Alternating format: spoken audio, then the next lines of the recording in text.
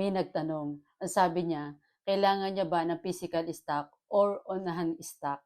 Pagka ginagawa niya itong showmaking in JC Dropshipping business, hindi po kailangan dahil si company na ang bahala sa stock inventory. Kapag may umorder po sa iyong shop link, si company na po ang bahalang magpa-deliver sa iyong customer. Maski po yung JC product natin, all you need to do is promote mo lang yung shop link mo.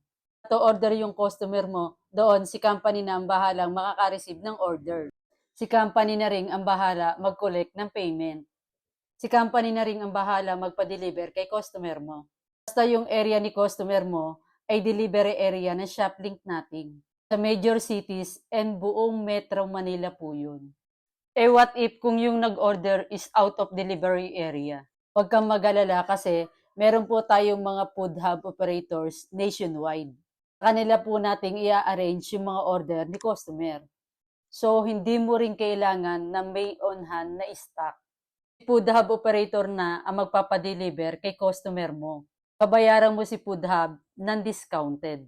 Bayaran ka ni customer ng buong presyo or SRP. And kikita ka ng 20%. And kung first time mo rin gawin itong negosyo, don't worry kasi meron po tayong mga trainings online.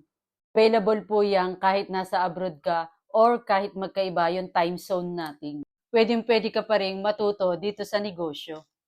Marami po kami magtuturo sa iyo kung paano gawin itong negosyo na hindi ka mahihirapan.